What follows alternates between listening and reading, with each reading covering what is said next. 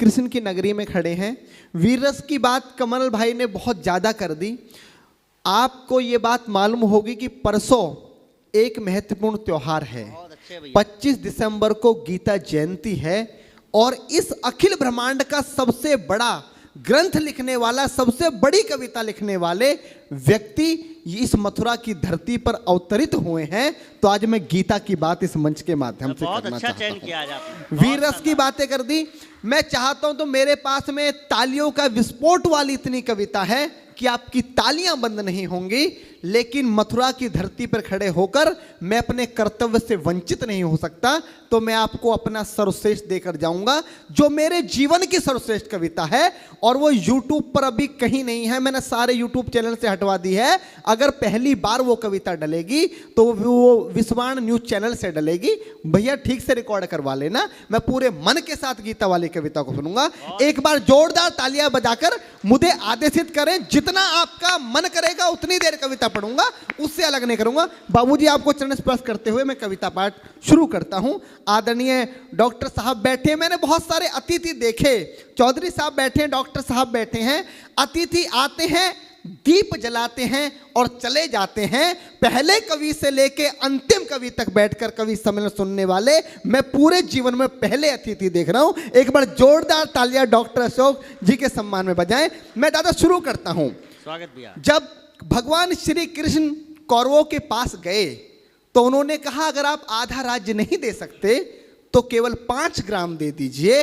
और इतना बड़ा हस्तिनापुर का साम्राज्य है, 5 गांव देना कोई बड़ी बात नहीं है। मैं 5 गांवों पर पांडवों को मना लूंगा और इस भीषण विध्वंस को दुर्योधन टाला जा सकता है। पर दुर्योधन ने भगवान श्री कृष्ण को अपमानित करके भगा दिया और बोल दिया कि ग्वाले यहां से भाग जा और उन 5 व्यक्तियों को बता देना कि बिना युद्ध के मैं सुई की नोक बराबर भी जमीन नहीं दूंगा।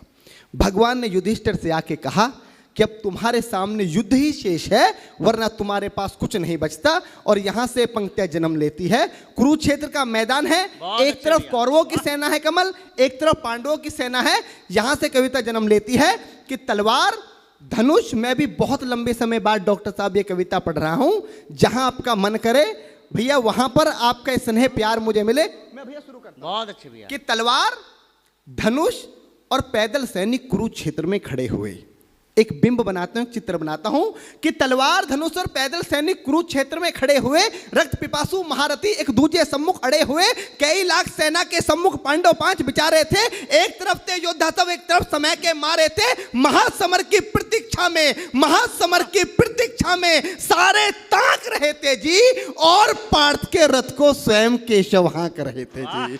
बहुत जिंदाबाद। बस इतना आपका प्रेम मिलेगा तो मेरा काम चल जाएगा, क्योंकि जो बड़ी कविता होती है वो तालियों की मोहताज नहीं होती। कि और पार्थ के रथ को स्वयं केशव हाँक रहे थे जी, रणभूमि के सभी नजारे देखने में कुछ खास लगे। माधव ने अर्जुन को देखा, अर्जुन उन्हें उदास लगे। कुरुक्षेत्र का महासमर एक पल में तभी सजा डाला।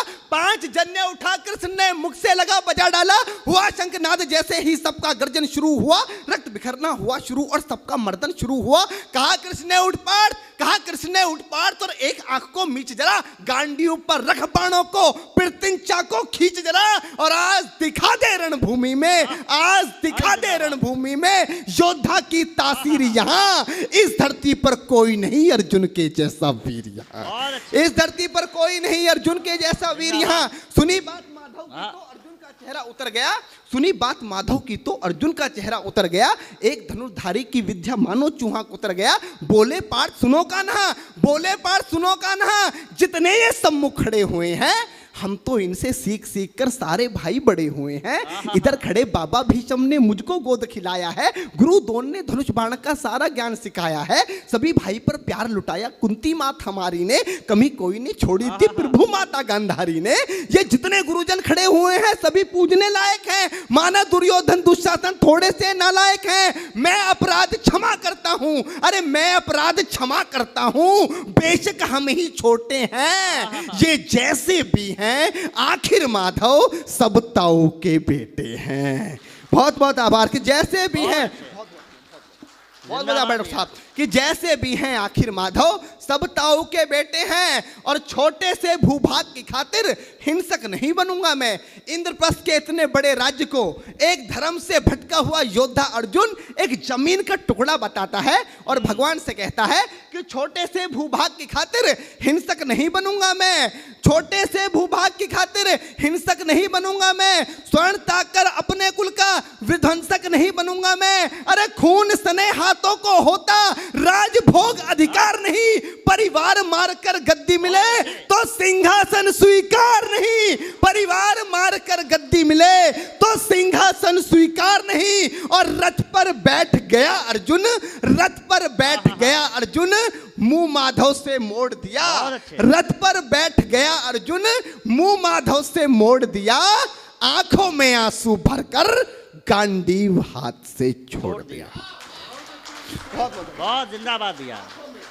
आंखों में आंसू भरकर गांडीव हाथ से छोड़ दिया। गांडीव हाथ से जब छूटा माधव भी कुछ अकुलाए थे। भगवान ने सोचा कि इसने तो बेइज्जती करा दी, इससे अच्छा तो मैं शंखनाद नहीं करता, पर भगवान अपनी बेइज्जती कभी स्वीकार नहीं करते कि गांडीव हाथ से जब छूटा माधव भी कुछ अकुलाए थे। शिष्य पार्थ पर गर्व हुआ, मन ही मन हर्षाए थे। भगवान ने सोचा इसका सब कुछ जा रहा है, लेकिन ये अब भी परिवार की बात कर रहा है, संस्कार की बात कर रहा है, तो कहीं ना कहीं मेरे संस्कार हैं कि गांडीव हाथ से जब छूटा माधव भी कुछ अकुलाए थे। शिष्य पार्थ पर गर्व हुआ, मन ही मन मुस्काए थे। मन में सोच लिया अर्जुन की बुद्धि ना सड़ने दूंगा, समर भूमि में पार्थ को कमजोर नहीं पड़ने दूंगा। धर्म बचाने की खातिर एक नव अभियान शुरू हुआ। उसके बाद जगत गुरु का गीता ज्ञान शुरू हुआ, उसके बाद जगत गुरु का गीता ज्ञान शुरू हुआ। एक नजर में एक नजर में एक नजर में एक नजर में रणभूमि के कण डोल गए माधव। टकटकी बांधकर देखा अर्जुन, एकदम बोल गए माधव, पार्थ मुझे पहले बतलाते, ए पार्थ मुझे पहले बतलाते, मैं संवाद नहीं करता, पार्थ मुझे पहले बतलाते, मैं संवाद नहीं करता। तुम सारे भाइयों की खातिर कोई विवाद नहीं करता। पांचाली के तन पर लिपटी साड़ी खींच रहे थे वो, दोषी वो भी उतने ही हैं, जबड़ा भींच रहे थे जो। घर की इज्जत तड़प रही, कोई दो टूक नहीं बोले। पौत्र बहू को नगन देखकर गंगा पुत्र नहीं खोले। तुम कायर बनकर बैठे हो, ये पार्थ बड़ी बेशर्मी है। संबंध उन्हीं से निभा रहे जो लोग यहाँ अधर्मी हैं। हे पांडु के पुत्र, अरे हे पांडु के पुत्र, धर्म का कैसा कर्ज उतारा है। अरे शोले होने थे आंखों में पर बहती जलधारा है। शोले होने थे आंखों में, शोले होने थे आंखों में, शोले होने थे आंखों में, शोले थे होने आंखों में, शोले होने थे आंखों में पर बहती जलधारा है। और गांडीव उठाने में पार्थ, गांडीव उठाने में पार्थ जितनी भी देर यहां होगी, गांडीव उठाने में पार्थ जितनी भी देर यहां होगी, इंद्रप्रस्थ के राजभवन में उतनी अंधेर वहां होगी। वाह, आभार। कविता को समझने वाले लोग बैठे हैं, कम लोग अगर कविता समझने वाले हों तो कवि की सार्थकता होती है। गांडीव उठाने में पार्थ जितनी देर यहां होगी, इंद्रप्रस्थ के राजभवन में उतनी अंधेर वहां होगी। इंद्रप्रस्थ के राजभवन में अधर्म धर्म की गहराई में खुद को नाप रहा अर्जुन, अधर्म धर्म की गहराई में खुद को नाप रहा अर्जुन। अश्रुधार फिर तेज हुई और थर थर कांप रहा अर्जुन। हे पार्थ मुझे बतलाओ, कुलनाशक कैसे बन जाऊं, रक्त सिंहासन लाशों पर मैं शासक कैसे बन जाऊं। कैसे उठेंगे कर उन पर जो कर पर अधर लगाते हैं। कर का मतलब होता है हाथ, अधर का मतलब होता है होठ। जो मेरे हाथों को चूमते हैं उस पर हाथ कैसे उठाऊं, कि कैसे उठेंगे कर उन पर, कैसे उठेंगे कर उन पर जो कर पर अधर लगाते हैं। करने को जिनका स्वागत ये कर भी स्वयं जुड़ जाते हैं। इन्हीं करों ने बाल काल में सबके पैर दबाए हैं, इन्हीं करों को पकड़ करों में पितामह मुस्काए हैं। अपनी बाणों की नोक जो इनकी ओर करूंगा मैं, केशव मुझको मृत्यु दे दो उससे पूर्व मरूंगा मैं। केशव मुझको मृत्यु दे दो उससे पूर्व मरूंगा मैं। बाद युद्ध के मुझे ना कुछ भी पास दिखाई देता है माधव, इस रणभूमि में बस नाश दिखाई देता है। जिंदाबाद। माधव इस रणभूमि में बस नाच दिखाई देता है। बात बहुत भावुक थी, किंतु जगत गुरु मुस्काते थे और ज्ञान की गंगा निरंतर चक्रधारी बरसाते थे। जन्म मरण की यहाँ योद्धा बिल्कुल चाह नहीं करते, क्या होगा अंजाम युद्ध का ये परवाह नहीं करते। पार्थ यहाँ कुछ मत सोचो, बस कर्म में ध्यान लगाओ तुम, बाद युद्ध के क्या होगा ये मत अनुमान लगाओ तुम। इस दुनिया के रक्तपात में कोई तो साथ नहीं, निज जीवन का करे फैसला, नर के बस की बात नहीं। तुम ना जीवन देने वाले नहीं मारने वाले हो, ना जीत तुम्हारे हाथों में, तुम नहीं हारने वाले हो। ये जीवन दीपक की भांति यूं ही चलता रहता है, पवन वेग से बुझ जाता है वरना जलता रहता है। मानव वश में शेष नहीं कुछ, फिर भी मानव डरता है। मानव वश में शेष नहीं कुछ, फिर भी मानव डरता है। वह मरकर भी अमर हुआ जो धर्म की खातिर मरता है। वह मरकर भी अमर हुआ जो धर्म की खातिर मरता है। ना सत्ता सुख से होता है, ना सम्मानों से होता है। डॉक्टर साहब, अभी यहां पर शहीदों की बात की, दुनिया का सबसे बड़ा सम्मान क्या होता है? पार्थ ने गीता में अर्जुन को बताया कि ना सत्ता सुख से होता है, ना सम्मानों से होता है। जीवन का सार सफल केवल बस बलिदानों से होता है। जीवन का सार सफल बेहद बस बलिदानों से होता है। और देहदान योद्धा ही करते हैं। जब हमारे सेना के जवान, पुलिस के जवान अपनी शहादत देते हैं तो उनको झंडे में लपेट कर लाया जाता है। ये सबसे बड़ा सम्मान है। वही पंक्तियां माधव ने कहा कि ना सत्ता सुख से होता है, ना सम्मानों से होता है। मेरे जीवन की, डॉक्टर साहब, सर्वश्रेष्ठ पंक्तियां दे रहा हूं अपने जीवन की, कि ना सत्ता सुख से होता है, ना सम्मानों से होता है। जीवन का सार सफल केवल बस बलिदानों से होता है। और देहदान योद्धा ही करते हैं। देहदान योद्धा ही करते हैं, ना कोई दूजा जाता है। देहदान योद्धा ही करते हैं, ना कोई दूजा जाता है। रणभूमि में वीर मरे तो शव भी पूजा जाता है।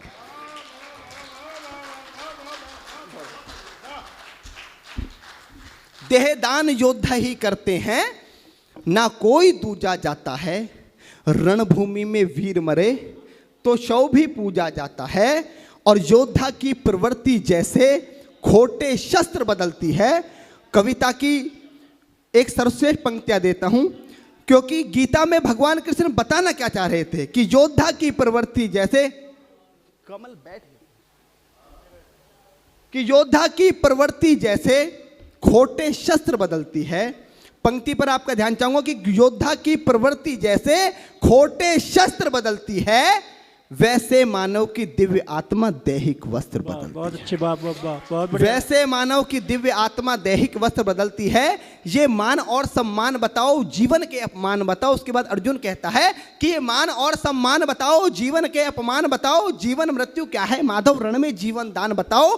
काम क्रोध की बात कही तो मुझको उत्तम काम बताओ। अरे खुद को ईश्वर कहते हो तो जल्दी अपना नाम बताओ। खुद को ईश्वर कहते हो तो जल्दी अपना नाम बताओ। इतना सुनते ही माधव का धीरज पूरा डोल गया। तीन लोक का स्वामी फिर बेहद गुस्से में बोल गया, अरे कान खोलकर सुनो पार्थ, मैं ही त्रेता का राम हूं। कान खोलकर सुनो पार्थ, मैं ही त्रेता का राम हूं।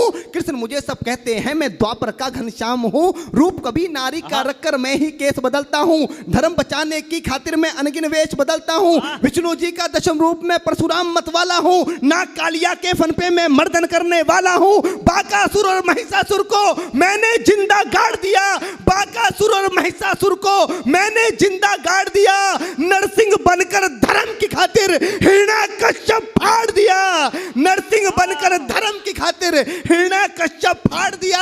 और रथ नहीं कहीं भी चलता है, रथ नहीं कहीं भी चलता है, बस मैं ही आगे बढ़ता हूं। जब मैं गीता का 10वां अध्याय पढ़ रहा था तो 10वें अध्याय पर पूरी दुनिया का मैनेजमेंट कुर्बान किया जा सकता है, पर पूरी दुनिया का मैनेजमेंट मात्र 2 मिनट 2 पंक्तियों में समेटा कि ना कि कान खोलकर सुनो पार्थ, मैं ही त्रेता का राम हूँ। कृष्ण मुझे सब कहते हैं, मैं द्वापर का घनश्याम हूँ। रूप कभी नारी का रख कर मैं ही केस बदलता हूँ। धर्म बचाने की खातिर मैं अनगिन वेश बदलता हूँ। विष्णु जी का 10वें रूप में परशुराम मतवाला हूँ। नाग कालिया के फन पे मैं मर्दन करने वाला हूँ। बाकासुर और महिषासुर को मैंने जिंदा गाड़ दिया।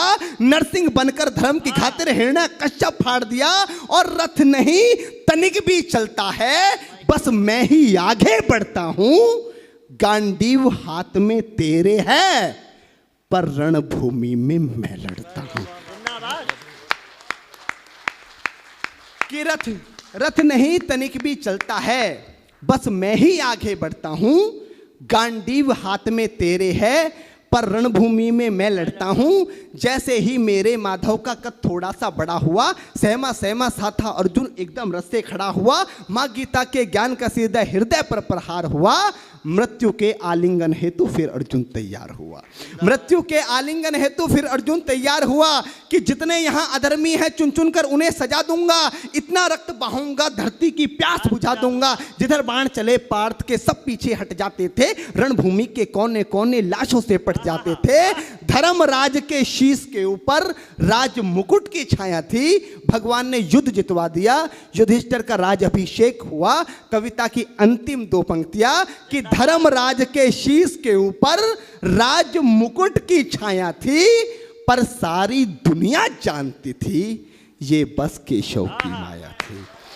कि धर्मराज के शीश के ऊपर राज मुकुट की छाया थी, पर सारी दुनिया जानती थी ये बस केशव की माया थी। और धर्म किया स्थापित जिसने, धर्म किया स्थापित जिसने, दाता दया निधान की जय। हाथ उठाकर सारे बोलो चक्रधारी भगवान की जय। जिंदाबाद। वाह वाह वाह।